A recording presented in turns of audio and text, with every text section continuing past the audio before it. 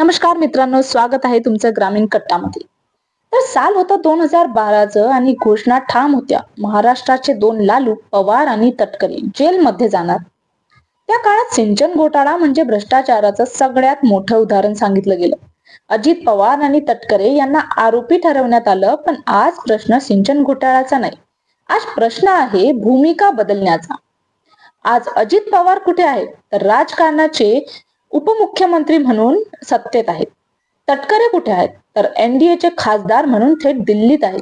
आणि हे सगळे ज्यांच्यावर आरोप करत होते ते देवेंद्र फडणवीस, ते आज महाराष्ट्राचे मुख्यमंत्री आहेत.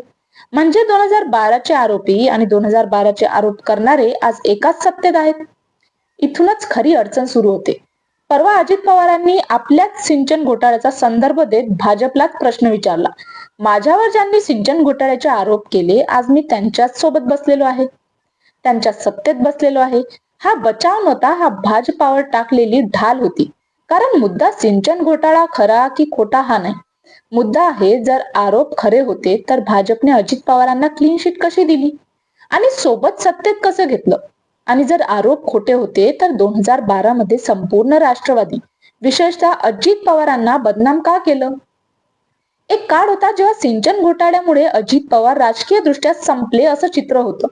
आज तोच घोटाळा भाजपसाठी अडचण ठरताना दिसतोय. कारण आज सामान्य मतदार विचारतोय की भ्रष्टाचार खरा होता तेव्हा, की तो फक्त सत्तेसाठी वापरलेला आरोप होता. म्हणून हा व्हिडिओ सिंचन घोटाळ्याच्या फाईलवर नाहीये. हा व्हिडिओ आहे राजकारणात सत्ता बदलली की भूमिका कशी बदलते यावर. आज अजित पवार या मुद्द्यावर यशस्वी ठरतायत कारण त्यांनी आरोपाचं ओझं भाजपाच्या खांद्यावर टाकलंय. आणि शेवटी एकच प्रश्न उरतो की राजकारणात भ्रष्टाचार विसरला जातो, पण मतदार प्रश्न विचारायला लागला तर सत्तेत गणित बदलायला वेळ लागत नाही. ही गोष्ट तर खरी आहे. तुम्हाला काय वाटतं? कमेंट सेक्शन मध्ये नक्की सांगा. आणि व्हिडिओ आवडला असेल तर चॅनलला सबस्क्राईब आणि फॉलो करा. धन्यवाद.